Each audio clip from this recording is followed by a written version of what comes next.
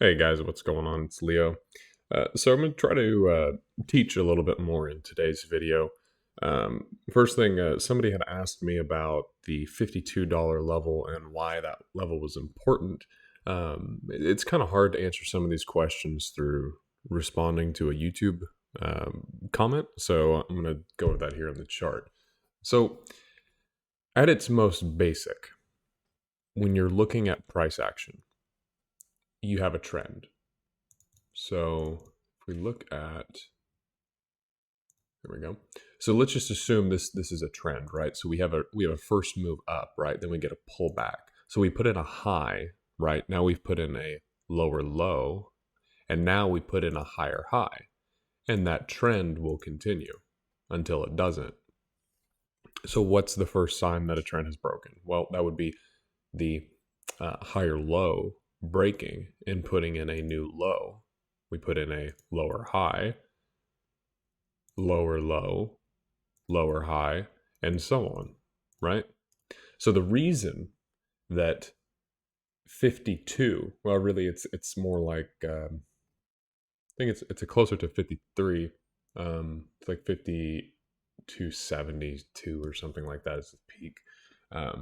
If we go back to the very high back in June, we can see we've put in a low, put in a lower high, lower low, lower high, lower low, and then we broke that trend, right? So we broke this lower high here at 46.50, put in a high, we pulled back, we've put in a higher low.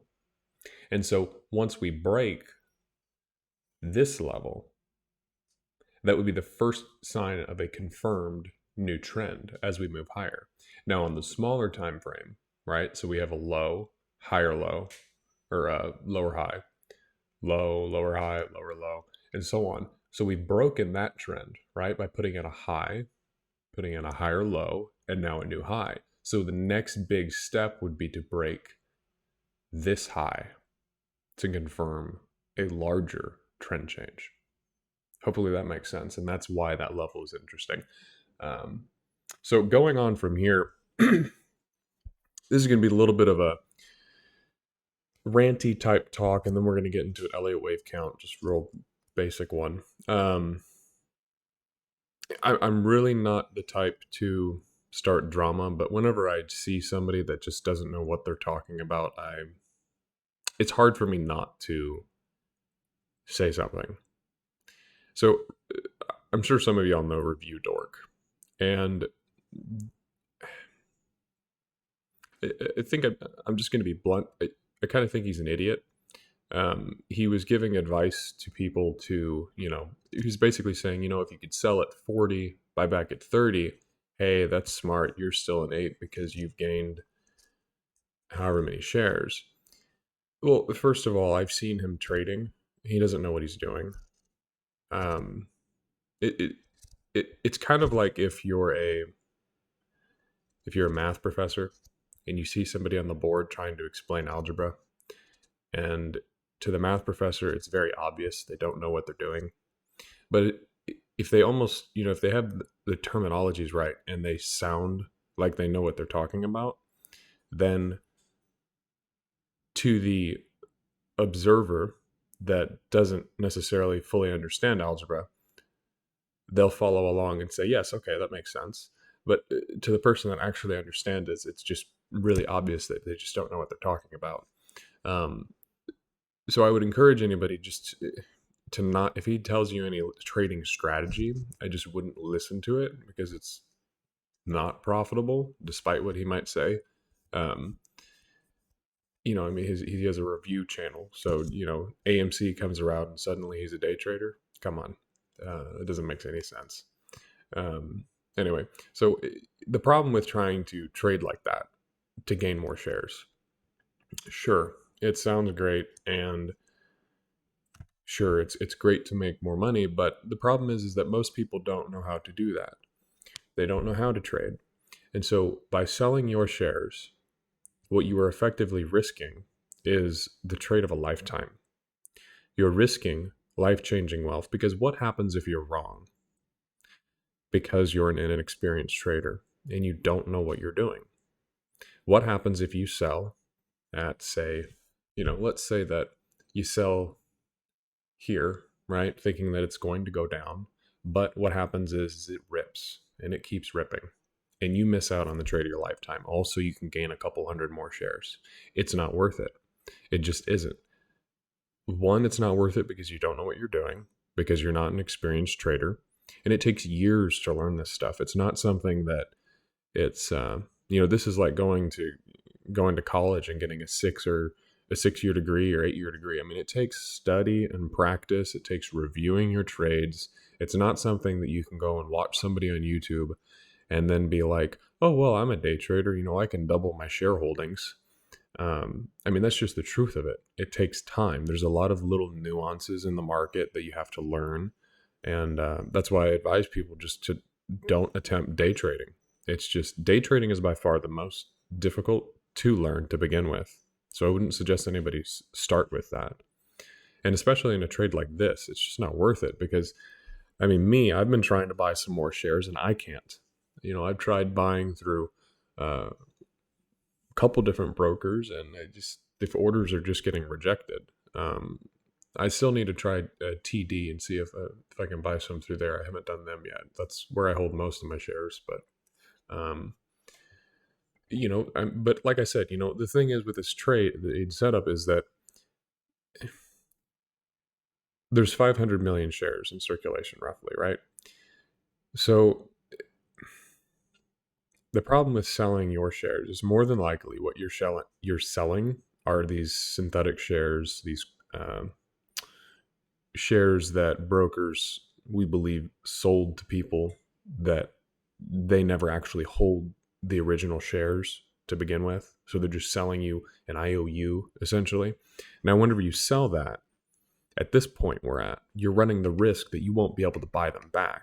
Because what a lot of these short positions are, or credits, if you will, that the brokers owe you, they're fake. Once you buy it off, it's almost, you think of it kind of like paying off a credit card, right? You pay off the credit card, but then they take it away and you can't have it anymore. It's not like they buy back the share and then they have it and it's still a fake share. No, once they buy it back, it's gone.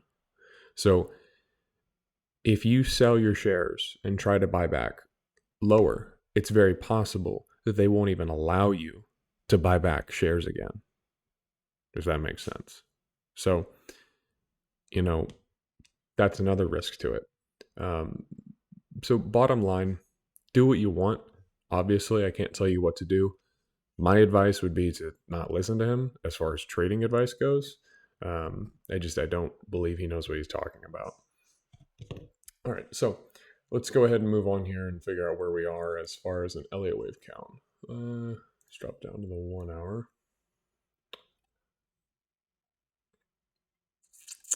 So just looking here, what it looks like to me is that we have 5 waves up. So I would say we have a 1, 2, 3, 4, 5, right? So that would imply that we have just completed our first impulse wave higher. So that would be overall a 1 wave.